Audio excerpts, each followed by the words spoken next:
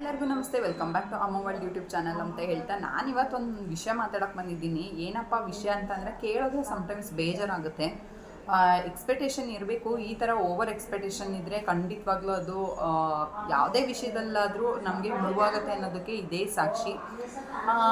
ನಾನು ಇದರಲ್ಲಿ ಪರ್ಟಿಕ್ಯುಲರಾಗಿ ಆ ಹುಡುಗನ ಹೆಸರು, ಆ ಹುಡುಗನ ಬ್ಯಾಕ್ಗ್ರೌಂಡ್ ಏನೋ ತಗೊಂಡು ವಿಡಿಯೋ ಮಾಡಲ್ಲ. ಜಸ್ಟ್ ಆ ವಿಡಿಯೋ ಯಾವ ಥರ ಇದೆ ಮತ್ತು ಅಷ್ಟೊಂದು ಎಕ್ಸ್ಪೆಕ್ಟೇಷನ್ ಇಟ್ಕೊಂಡು ಹುಚ್ಚಿಡಿಸ್ಕೊಂಡ್ರೆ ಯಾವ ಥರ ರಿಯಾಕ್ಟ್ ಆಗುತ್ತೆ ನಮ್ಮ ಮೇಲೆ ಅಂತ ಅಂದ್ಬಿಟ್ಟು ಈ ವಿಡಿಯೋದಲ್ಲಿ ತಿಳಿಸ್ಕೊಡ್ತೀನಿ. ಯಾಕೆ ಅಂತಂದರೆ ಯಾವುದೇ ವ್ಯಕ್ತಿಗಳ ವಿಡಿಯೋ ಆಗಿರ್ಬೋದು, ಯಾವುದೇ ಥರ ಅವರ ಪರ್ಸ್ನಲ್ ವೀಡಿಯೋಸ್ಗಳಾಗಿರ್ಬೋದು ಹಾಕೋದು ತಪ್ಪು ಅಂತ ಗೊತ್ತು. ಸೊ ಹಾಗಾಗಿ ಜನರಲಿ ನಾನು ನಿಮಗೆ ಈ ವಿಷಯದ ಬಗ್ಗೆ ಅರಿವು ಮೂಡಿಸ್ತಾ ಇದ್ದೀನೋ ಹೊರತು ಇನ್ನೂ ಯಾರೆಲ್ಲ ನನ್ನ ಚಾನಲ್ನ ಸಬ್ಸ್ಕ್ರೈಬ್ ಮಾಡ್ಕೊಂಡಿಲ್ಲ, ಪ್ಲೀಸ್ ಸಬ್ಸ್ಕ್ರೈಬ್ ಮಾಡ್ಕೊಳ್ಳಿ. ಹಾಗೆ ಈ ವಿಡಿಯೋ ಇಷ್ಟ ಆದರೆ ಲೈಕ್ ಮಾಡಿ, ಶೇರ್ ಮಾಡಿ, ಕಾಮೆಂಟ್ ಮಾಡಿ ಅಂತ ಹೇಳ್ತಾ ಈ ವಿಡಿಯೋನ ಸ್ಟಾರ್ಟಿಂಗ್ ನೋಡಿದಾಗ ನನಗೂ ತುಂಬ ಬೇಜಾರಾಯಿತು. ಏನಪ್ಪ ವಿಷಯ ಅಂತ ಅಂದರೆ, ಒಬ್ಬ ವ್ಯಕ್ತಿ ಯೂಟ್ಯೂಬರ್ ಆಗಬೇಕು ಅನ್ನೋ ಒಂದು ದೊಡ್ಡ ಕನಸಿಟ್ಕೊಂಡು ಅವನು ಒಂದು ಡಿಜಿಟಲ್ ವರ್ಲ್ಡ್ನ ಸ್ಟಾರ್ಟ್ ಮಾಡ್ತಾನೆ. ಅವನ ಮನೆಯಲ್ಲೇ ಅವನ ಪ್ರೈವೇಸಿಯಾಗಿ ಒಂದು ರೂಮ್ ಮಾಡಿ ಅಲ್ಲಿ ಅವನಿಗೆ ಏನೇನೋ ಕ್ಯಾಮ್ರಾ ಆಗಿರ್ಬೋದು, ಲೈಟ್ಸ್ ಆಗಿರ್ಬೋದು, ಪ್ರತಿಯೊಂದು ಒಂದು 10 ಲಕ್ಷ ಮೌಲ್ಯದ ವಸ್ತುಗಳನ್ನು ತಂದು ಅರೇಂಜ್ ಮಾಡ್ಕೊಂಡಿರ್ತಾನೆ. ಅಲ್ಲಿ ಅರೇಂಜ್ ಮಾಡಿಕೊಂಡು ಒಳ್ಳೊಳ್ಳೆ ವೀಡಿಯೋಸ್ನ ಮಾಡ್ತಾ ಇರ್ತಾನೆ ಕೂಡ. ಬಟ್ ಆ ವೀಡಿಯೋಸ್ಗಳಿಗೆ ಒಳ್ಳೆ ವ್ಯೂಸ್ ಬಂದಿಲ್ಲ, ಫಾಲೋವರ್ಸ್ ರೀಚ್ ಆಗಿಲ್ಲ ಇನ್ ಟೈಮಲ್ಲಿ ಅಂತ ಅಂದ್ಬಿಟ್ಟು ಖಿನ್ನತೆಗೊಳಗಾಗಿ ಏನಪ್ಪ ಮಾಡ್ತಾನೆ ಅಂತಂದರೆ, ತನ್ನ ರೂಮ್ನ ಲಾಕ್ ಮಾಡ್ಕೊಂಡು ಆ ರೂಮಿಗೆ ಬೆಂಕಿ ಹಚ್ಕೊಳ್ಳೋ ಅಂಥ ಕೆಲಸನ ಮಾಡ್ತಾನೆ ಅಂತ ಹೇಳ್ತೀನಿ. ಈ ವಿಡಿಯೋಸ್ ಈಗಾಗಲೇ ಸೋಷಿಯಲ್ ಮೀಡಿಯಾದಲ್ಲೆಲ್ಲ ವೈರಲ್ ಆಗಿದೆ. ಸೋಷಿಯಲ್ ಮೀಡಿಯಾ ಅನ್ನೋದು ಅಥವಾ ಯೂಟ್ಯೂಬರ್ ಆಗಬೇಕು ಅನ್ನೋದು ತಪ್ಪಲ್ಲ. ಬಟ್ ಸೋಷಿಯಲ್ ಮೀಡಿಯಾನ ಹೇಗೆ ಯೂಸ್ ಮಾಡ್ಕೊತಿದ್ದೀವಿ ಅನ್ನೋದು ನಮ್ಮ ತಲೆಯಲ್ಲಿ ಒಳ್ಳೆ ರೀತಿಲಿ ಯೂಸ್ ಮಾಡ್ಕೊತಿದ್ದೀವಿ ಅಂತ ಫಿಕ್ಸ್ ಆಗಿರಬೇಕು. ಸೊ ಈ ವ್ಯಕ್ತಿ ಏನಪ್ಪ ಎಕ್ಸ್ಪೆಕ್ಟೇಷನ್ ಇಟ್ಕೊಂಡಿದ್ದಾರೆ ಅಂತ ಅಂದರೆ, ನಾನು ಕಾಸ್ಟ್ಲಿ ಕ್ಯಾಮ್ರಾ ಆಗಿರ್ಬೋದು, ಲೈಟ್ಸ್ ಆಗಿರ್ಬೋದು, ಏನು ಥಿಂಗ್ಸ್ ಬೇಕು ವೀಡಿಯೋಸ್ ಮಾಡಲಿಕ್ಕೆ, ಯೂಟ್ಯೂಬರ್ ಆಗಲಿಕ್ಕೆ, ಅದೆಲ್ಲ ಥಿಂಗ್ಸ್ನ ಅರೌಂಡ್ ಒಂದು 10 ಲಕ್ಷ ರೂಪಾಯಿಂದು ಇನ್ವೆಸ್ಟ್ ಮಾಡಿಬಿಟ್ಟು ಅವರು ಇನ್ಕಮ್ಗೆ ಎಕ್ಸ್ಪೆಕ್ಟೇಷನ್ ಇಟ್ಕೊಂಡಿದ್ದಾರೆ. ನನ್ನ ವೀಡಿಯೋಸು ವ್ಯೂಸ್ ಹೋಗುತ್ತೆ, ನಾನು ಇಂಪ್ರೂವ್ ಆಗ್ತೀನಿ ಯೂಟ್ಯೂಬಲ್ಲಿ ಅಂತ ಅಂದ್ಬಿಟ್ಟು. ಖಂಡಿತವಾಗ್ಲೂ ಅವ್ರು ಅಂದ್ಕೊಂಡಿದ್ದು ತಪ್ಪಲ್ಲ. ಬಟ್ ಆದರೆ ಯೂಟ್ಯೂಬಲ್ಲಿ ಸಡನ್ಲಿ ಇಂಪ್ರೂವ್ ಆಗ್ತೀವಿ ಅಂತ ಇದೆಯಲ್ಲ, ಅದೇ ತಪ್ಪು. ರೆಗ್ಯುಲರ್ ಆಗಿರಬೇಕು, ಕನ್ಸಿಸ್ಟೆನ್ಸಿ ಆಗಿರಬೇಕು. ಅದಾದಮೇಲೆ ನಮಗೆ ಒಳ್ಳೆ ವ್ಯೂಸ್ ಹೋಗುತ್ತೆ ವೀಡಿಯೋಸ್ ಅಂತ ಅಂದ್ಬಿಟ್ಟು ಎಲ್ಲರೂ ಹೇಳ್ತಾರೆ ಅಷ್ಟೇ. ಬಟ್ ಎಷ್ಟೊಂದು ಸರಿ ಒಳ್ಳೆ ವೀಡಿಯೋಸ್ ಕೊಟ್ಟರು, ಒಳ್ಳೆ ಕಂಟೆಂಟ್ ಕೊಟ್ಟರು ಅದು ವ್ಯೂಸ್ ಹೋಗಲ್ಲ ಮತ್ತು ಫಾಲೋವರ್ಸ್ ಕೂಡ ಜಾಸ್ತಿ ಆಗಲ್ಲ. ಸೊ ಇದೊಂದು ಖಿನ್ನತೆಗೊಳಗಾಗಿ ಆ ಹುಡುಗ ತನ್ನ ರೂಮಿಗೆ ಬೆಂಕಿನ ಹಚ್ಕೊಂಡು ಡೋರ್ನ ಲಾಕ್ ಮಾಡ್ಕೊಂಡಿದ್ದಾನೆ. ಸೊ ಹೆಂಗಪ್ಪ ಇದೆ ಅಂತ ಅಂದರೆ, ಇದು ಒಂಥರ ವಿಷಯ ಕೇಳೋಕ್ಕೆ, ನೋಡೋಕ್ಕೆ ಒಂಥರ ಫನ್ನಿ ಅನ್ನಿಸ್ಬೋದು. ಏನಪ್ಪ ಈ ಥರನೂ ನಡೆಯುತ್ತಾ ಅಂತ ಅನ್ನಿಸ್ಬೋದು. ಬಟ್ ಅವ್ರ ಮೈಂಡ್ಸೆಟ್ ಹೇಗಿರುತ್ತೆ ಅಂತಂದರೆ, ನಾನು ಈ ಯೂಟ್ಯೂಬ್ ವರ್ಲ್ಡಲ್ಲಿ ಏನಾದರೂ ಅಚೀವ್ ಮಾಡಬೇಕು, ಒಂದೊಳ್ಳೆ ಕಂಟೆಂಟ್ ಕ್ರಿಯೇಟರ್ ಆಗಬೇಕು, ಒಳ್ಳೊಳ್ಳೆ ಕಂಟೆಂಟ್ಸ್ನ ಕೊಡಬೇಕು ಅಂತ. ಬಟ್ ಅವ್ರ ಎಕ್ಸ್ಪೆಕ್ಟೇಷನ್ ಮಾಡಿದ ತಕ್ಕನಾಗಿ ತಾಳ್ಮೆ ಕೂಡ ಇರಬೇಕಾಗಿತ್ತು ಅವರಿಗೆ. ಅವ್ರು ಆ ಥರ ತಪ್ಪನ್ನ ಮಾಡಬಾರ್ದು ಅಂತಲೇ ಹೇಳ್ತೀನಿ. ಡೈಲಿ ರೆಗ್ಯುಲರಾಗಿ ವೀಡಿಯೋನ ಮಾಡ್ತಾಯಿದ್ರೆ ಖಂಡಿತವಾಗ್ಲೂ ಫಾಲೋವರ್ಸ್ ಗೇನ್ ಆಗ್ತಾರೆ. ಅವರು ಬಿಗ್ ಅಮೌಂಟ್ ಇನ್ವೆಸ್ಟ್ ಮಾಡಿದ್ರಿಂದ ಅವರು ಸ್ವಲ್ಪ ಬಲ್ಕ್ ಎಕ್ಸ್ಪೆಕ್ಟೇಷನ್ನಲ್ಲಿದ್ದರು ಅಂತ ಅನಿಸುತ್ತೆ. ಬೇಗ ಅಮೌಂಟ್ ಬರಲಿ, ಆ ಥರ ಆಗಲಿ, ಸಬ್ಸ್ಕ್ರೈಬರ್ಸ್ ಕೂಡ ಜಾಸ್ತಿ ಆಗಲಿ ಅಂತ ಅಂದ್ಬಿಟ್ಟು. ಎಷ್ಟೊಂದು ಜನ ಫಸ್ಟೆಲ್ಲ ಯೂಟ್ಯೂಬ್ ಅಂದರೆ ಏನು ಅಂತಲೇ ಗೊತ್ತಿರಲಿಲ್ಲ. ಸೊ ಅವಾಗೆಲ್ಲ ಸ್ಟಾರ್ಟ್ ಮಾಡಿ ಇವಾಗ ಅವರೆಲ್ಲ ಪಾಪ್ಯುಲರ್ ಯೂಟ್ಯೂಬರ್ಸ್ ಆಗಿದ್ದಾರೆ ಕೂಡ. ಬಟ್ ಇವಾಗ ಸ್ವಲ್ಪ ಕಾಂಪಿಟೇಷನ್ ಜಾಸ್ತಿ ಇರೋದ್ರಿಂದ ಸ್ವಲ್ಪ ಡಿಲೇ ಆಗುತ್ತೆ. ಬಟ್ ಒಳ್ಳೆ ಕಂಟೆಂಟ್ ಕೊಡ್ತಾಯಿದ್ದೀವಿ ಅಂತಂದರೆ ಖಂಡಿತವಾಗ್ಲೂ ನಮ್ಮ ವೀಡಿಯೋಸ್ಗೆ ಒಳ್ಳೆ ವ್ಯೂಸ್ ಹೋಗುತ್ತೆ, ಒಳ್ಳೆ ಸಬ್ಸ್ಕ್ರೈಬರ್ಸ್ ಗೇನ್ ಆಗ್ತಾರೆ ಅಂತಲೇ ಹೇಳ್ತೀನಿ. ಮತ್ತು ಅವರು ಈ ಥರ ಮನನೊಂದಿರೋದ್ರಲ್ಲಿ ಒಂದು ಕಡೆ ನಾವು ವೀಡಿಯೋಸ್ ನೋಡೋ ಅಂಥ ನಮ್ಗಳದ್ದು ತಪ್ಪಿರುತ್ತೆ, ಇನ್ನೊಂದು ಕಡೆ ಇನ್ವೆಸ್ಟ್ಮೆಂಟ್ ಮಾಡಿದ್ದು ಅವ್ರದ್ದು ತಪ್ಪು. ಏನೇ ಇನ್ವೆಸ್ಟ್ಮೆಂಟ್ ಮಾಡ್ತಾಯಿದ್ದೀವಿ ಅಂತ ಅಂದಾಗ ನಮಗೆ ಅರ್ನ್ ಮಾಡೋ ಕೆಪಾಸಿಟಿ ಇದೆಯಾ, ಅಥವಾ ನಮಗೆ ಏನಾದರೂ ಎಕ್ಸ್ಟ್ರಾ ಫಂಡ್ ಇದ್ದು ದೆನ್ ಎಷ್ಟೊಂದು ಜನ ದೊಡ್ಡ ಯೂಟ್ಯೂಬರ್ಸ್ ಆಗಿರ್ಬೋದು ಅಥವಾ ಕಂಟೆಂಟ್ ಕ್ರಿಯೇಟರ್ಸ್ ಆಗಿರ್ಬೋದು, ಯಾವ ಥರ ವೀಡಿಯೋಸ್ನ ಕೊಟ್ಟರೆ ನಮಗೆ ಒಳ್ಳೆ ವ್ಯೂಸ್ ಬರುತ್ತೆ, ಒಳ್ಳೆ ರೀಚ್ ಆಗುತ್ತೆ ಅಂತ ಅಂದ್ಬಿಟ್ಟು ಕೊಟ್ಟಿರ್ತಾರೆ. ಎಷ್ಟೊಂದು ಜನ ಪರ್ಟಿಕ್ಯುಲರಾಗಿ ಯೂಟ್ಯೂಬ್ ನಡೆಸಬೇಕು ಅಂತಲೇ ಯಾರೋ ಜಾಬ್ನ ಕ್ವಿಟ್ ಮಾಡಲ್ಲ.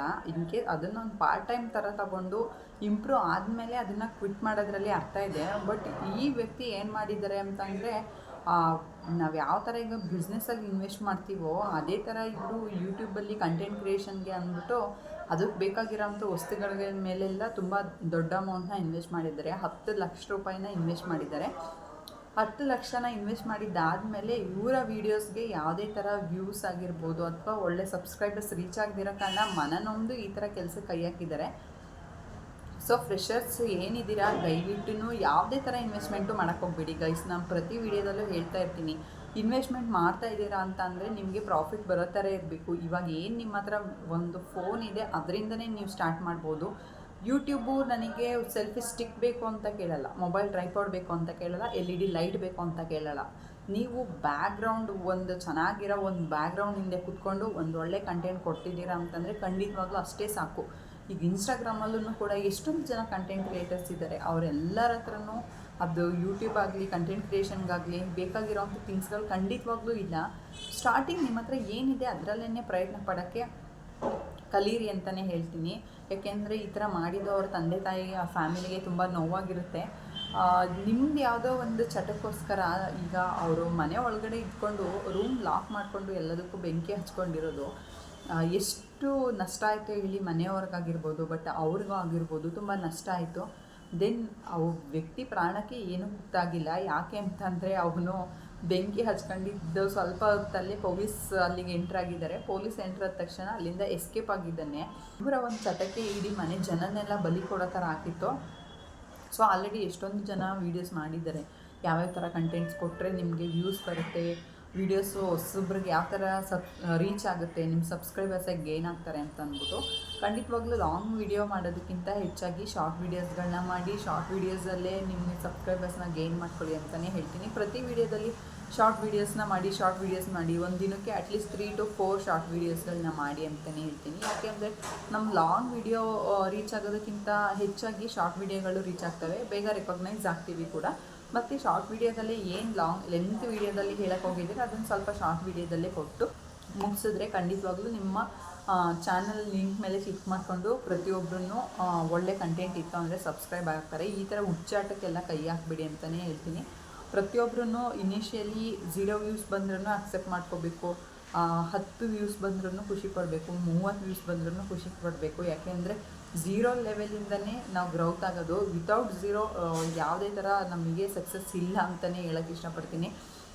ನೆಕ್ಸ್ಟು ಯಾವ ಥರ ವೀಡಿಯೋಸ್ ಮಾಡಬೇಕು, ಯಾವ ಥರ ಕೆಟಗರಿ ಸೆಲೆಕ್ಟ್ ಮಾಡ್ಕೋಬೇಕು, ಇದೆಲ್ಲ ಸ್ವಲ್ಪ ಕನ್ಫ್ಯೂಷನಲ್ಲಿ ಇರ್ತೀರಾ. ಅದೆಲ್ಲ ನೋಡ್ಕೊಳ್ಳಿ. ಸ್ಟಾರ್ಟಿಂಗ್ ಯಾರು ಯೂಟ್ಯೂಬ್ನ ಸ್ಟಾರ್ಟ್ ಮಾಡಿದ್ದೀರಾ ಅವರು, ಯಾಕೆಂದರೆ ಇದೆಲ್ಲ ನೋಡ್ಕೊಳ್ದೇ ಸಡನ್ನಾಗಿ ಕೈ ಹಾಕ್ತು ಅಂತ ಅಂದರೆ ನಮ್ಮ ವೀಡಿಯೋಸು ವ್ಯೂಸ್ ಹೋಗ್ತಿಲ್ಲ. ಯಾವ ಥರ ವ್ಯೂಸ್ ಹೋಗಬೇಕು, ಯಾವ ಕೆಟಗರಿಗೆ ಸೇರಿದೆ ನಿಮ್ಮ ವೀಡಿಯೋಸು, ಯಾವ ಥರ ಯೂಟ್ಯೂಬ್ ಆಲ್ಗೋರಿದಮ್ ಅದನ್ನು ಪುಷ್ ಮಾಡಬೇಕು ಜನಗಳಿಗೆ ಅನ್ನೋದು ಕೂಡ ಗೊತ್ತಾಗಲ್ಲ. ಸೊ ಹಾಗಾಗಿ ನೀವು ಯಾವ ಕೆಟಗರಿಗೆ ಇದು ಮಾಡ್ತಿದ್ದೀರಾ ಅದನ್ನು ಸ್ವಲ್ಪ ನೋಡಿ ವೀಡಿಯೋಸ್ಗಳನ್ನ ಅಪ್ಲೋಡ್ ಮಾಡೋಕ್ಕೆ ಸ್ಟಾರ್ಟ್ ಆಗಿ. ಸ್ವಲ್ಪ ಸೆಟ್ಟಿಂಗ್ಸ್ಗಳು ಕೂಡ ಇರುತ್ತೆ, ಆ ಸೆಟ್ಟಿಂಗ್ಸ್ಗಳನ್ನ ಕಂಪ್ಲೀಟ್ ಮಾಡ್ಕೊಳ್ಳಿ. ಯೂಟ್ಯೂಬ್ ಸ್ಟುಡಿಯೋಗೆ ಹೋಗಿ, YT ಸ್ಟುಡಿಯೋ ನೀವು ಗೂಗಲ್ ಕ್ರೋಮಲ್ಲಿ ಓಪನ್ ಮಾಡಿದ್ರೆ ಓಪನ್ ಆಗುತ್ತೆ. ಅಲ್ಲಿ ಸೆಟ್ಟಿಂಗ್ಸ್ ಹೋಗಿ ನಿಮ್ಮದು ಕೆಟಗರಿ ಆಗಿರ್ಬೋದು. ಒಂದೊಂದು ವೀಡಿಯೋಸು ಮಕ್ಕಳಿಗೆ ಅಂತಲೇ ಮಾಡಿರೋ ಅಂಥ ಇದೆ, ಬಟ್ ಕೆಲವೊಂದು ವೀಡಿಯೋಸ್ ಮಕ್ಕಳಿಗಲ್ಲ, ಅದನ್ನು ಕೂಡ ಸೆಲೆಕ್ಟ್ ಮಾಡ್ಕೋಬೇಕಾಗುತ್ತೆ ನಾವು. ಅದೆಲ್ಲ ಸ್ವಲ್ಪ ಸೆಟ್ಟಿಂಗ್ಸ್ ಮಾಡಿಕೊಂಡು ವೀಡಿಯೋ ಅಪ್ಲೋಡ್ ಮಾಡ್ಕೊಳ್ಳೋದು ನೋಡ್ಕೊಳ್ಳಿ. ಎಷ್ಟೊಂದು ಜನ ಯೂಟ್ಯೂಬರ್ಸು ಇದೆಲ್ಲ ಹೇಳ್ಕೊಡ್ತಿದ್ದಾರೆ. ಟೆಕ್ನಾಲಜಿ ವೀಡಿಯೋಸ್ ಇದ್ದಾಗ ಈ ಥರ ವೀಡಿಯೋಸ್ಗಳು ತುಂಬ ಚೆನ್ನಾಗಿ ಹೇಳ್ಕೊಟ್ಟಿದ್ದಾರೆ. ನಮ್ಮ ಟೆಕ್ ಇನ್ ಕನ್ನಡದಲ್ಲಿ ಕೂಡ ಈ ಥರ ವೀಡಿಯೋಸ್ಗಳು ತುಂಬ ಚೆನ್ನಾಗಿ ಹೇಳ್ಕೊಡ್ತಾರೆ. ನಾನು ಫೈನಲಿ ಈ ವಿಡಿಯೋದ ಬಗ್ಗೆ ಮಾತಾಡೋದು ಏನಪ್ಪ ಅಂತಂದರೆ, ದಯವಿಟ್ಟು ಈ ಥರ ಹುಚ್ಚಾಟದ ಎಕ್ಸ್ಪೆಕ್ಟೇಷನ್ಸ್ ಎಲ್ಲ ಇಟ್ಕೊಂಡು ನಿಮ್ಮ ಮನೆಯವ್ರಿಗಾಗಿರ್ಬೋದು, ನಿಮ್ಮ ನಂಬ್ಕೊಂಬಂದಿರ್ಗಾಗಿರ್ಬೋದು, ದಯವಿಟ್ಟು ಈ ಥರ ಹರ್ಟ್ ಮಾಡೋಕ್ಕೆ ಹೋಗ್ಬಿಡಿ. ಈ content creation just part of life ತಗೊಳ್ಳಿ. ಅದೇನಾದರೂ ನಿಮಗೆ ಕೈ ಹಿಡಿತು ಅಂತಂದರೆ ಫುಲ್ ಟೈಮಲ್ಲಿ ವರ್ಕ್ ಮಾಡಿದ್ರೆ ತುಂಬ ಚೆನ್ನಾಗಿರುತ್ತೆ. ಎಷ್ಟೊಂದು ಜನಕ್ಕೆ ಇದು ಫ್ಯೂಚರ್ ಕೊಟ್ಟಿದೆ ಕೂಡ. ಇದರಿಂದ ಏನೂ ಫ್ಯೂಚರ್ ಇಲ್ಲ ಅಂತ ಖಂಡಿತವಾಗ್ಲೂ ಹೇಳ್ತಿಲ್ಲ, ಇದೆ. ಬಟ್ ಇದನ್ನು ನೀವು ನಿಮ್ಮ ಲೈಫ್ಗೆ ಎಂಟ್ರ್ ಮಾಡಬೇಕಾದ್ರೆ ಪಾರ್ಟ್ ಆಫ್ ಲೈಫ್ ಥರ ತಗೊಳ್ಳಿ. ಲೈಫ್ನೇ ನೀವು ಕಂಟೆಂಟ್ ಕ್ರಿಯೇಷನ್ನು ಅಥವಾ ಬೇರೆ ಇನ್ಯಾವುದೋ ಯೂಟ್ಯೂಬಲ್ಲಿ ಮಾಡ್ತೀವಿ, ಈ ಥರ ನಮ್ಮ ಆಲ್ರೆಡಿ ಫ್ಯಾಮಿಲಿ ಕಮಿಟ್ಮೆಂಟ್ಸ್ ಈ ಥರ ಎಲ್ಲ ಇದ್ದೇ ಇರುತ್ತೆ. ಅದ್ರ ಜೊತೆಗೆ ನಾವು ಕೆಲಸ ಡೈಲಿ ವರ್ಕ್ ಹೇಗೆ ಮಾಡ್ತೀವೋ ಅದ್ರ ಜೊತೆಗೆ ಈ ಥರ ಕಂಟೆಂಟ್ ಕ್ರಿಯೇಷನ್ ಮಾಡೋದನ್ನ ನಮ್ಮ ಡೈಲಿ ಲೈಫ್ ಸ್ಟೈಲಲ್ಲೇ ಆ್ಯಡ್ ಮಾಡ್ಕೋಬೇಕಷ್ಟೇ. ನಮ್ಗೆ ಇದರಿಂದ ಏನಾದರೂ ಬೆನಿಫಿಟ್ಸ್ ಇದೆ, ಪ್ರಾಫಿಟ್ ಆಗ್ತಾ ಇದೆ ಅಂತ ಅಂದಾಗ ನಾವು ನಮ್ಮ ಫುಲ್ ಟೈಮ್ ವರ್ಕ್ ಏನಿದೆ ಅದನ್ನು ಕ್ವಿಟ್ ಮಾಡಿ ಇದನ್ನು ಸ್ಟಾರ್ಟ್ ಮಾಡೋದ್ರಲ್ಲಿ ಏನೂ ತಪ್ಪಿಲ್ಲ. ಅದನ್ನು ಬಿಟ್ಟು ಹುಚ್ಚಾಟದಲ್ಲಿ ಹೋಗಿ ನಮ್ಮ ಫುಲ್ ಟೈಮ್ ಜಾಬ್ನ ಕ್ವಿಟ್ ಮಾಡಿ ಅದಾದಮೇಲೆ ಇದನ್ನೇ ಫುಲ್ ನಮ್ಮ ಲೈಫ್ ಸ್ಟೈಲಾಗಿ ತೊಗೊಬಿಟ್ಟು ನಾವೇನೋ ಒಂದು ಸಾಧನೆ ಮಾಡಿಬಿಡ್ತೀವಿ ಅನ್ನೋ ಥರ ಹುಚ್ಚಾಟದಲ್ಲಿ ಹೋಗ್ಬಿಡಿ. ಕೆಲವೊಂದೊಂದು ಸರಿ ಎಲ್ಲರಿಗೂ ಕೈ ಹಿಡಿಯೋ ಈ ಸೋಷಿಯಲ್ ಮೀಡಿಯಾ, ಯಾರಿಗೆ ಲಕ್ ಇರುತ್ತೆ ಅವ್ರಿಗೆ ಮಾತ್ರ ಅಂತ ಹೇಳ್ತಾ ಐ ಹೋಪ್ ಈ ವಿಡಿಯೋ ಎಲ್ಲರಿಗೂ ಇಷ್ಟ ಆಗಿದೆ. ನನ್ನ ಚಾನಲ್ನ ಸಬ್ಸ್ಕ್ರೈಬ್ ಮಾಡ್ಕೊಳ್ಳೋದು ಮರಿಬೇಡಿ. ಈ ವಿಡಿಯೋ ಇಷ್ಟ ಆದರೆ ಲೈಕ್ ಮಾಡಿ, ಶೇರ್ ಮಾಡಿ, ಕಮೆಂಟ್ ಮಾಡಿ, ಮತ್ತು ನಿಮ್ಮ ಅಭಿಪ್ರಾಯ ಹೇಗಿತ್ತು ಅನ್ನೋದನ್ನ ತಿಳಿಸಿ. ಆಲ್ರೆಡಿ ನೀವು ಈ ವಿಡಿಯೋ ಬಗ್ಗೆ ತುಂಬ ನೋಡಿದ್ದೀರಾ ಸೋಷಿಯಲ್ ಮೀಡಿಯಾದಲ್ಲಿ ಅಂತ ಹೇಳ್ತಾ ನಾನು ಈ ವಿಡಿಯೋನ ಮುಗಿಸ್ತಾ ಇದ್ದೀನಿ. ಮತ್ತು ಇನ್ನೊಂದು ವಿಡಿಯೋದಲ್ಲಿ ಸಿಗ್ತೀನಿ ಅಂತ ಹೇಳ್ತಾ ಬಾಯ್.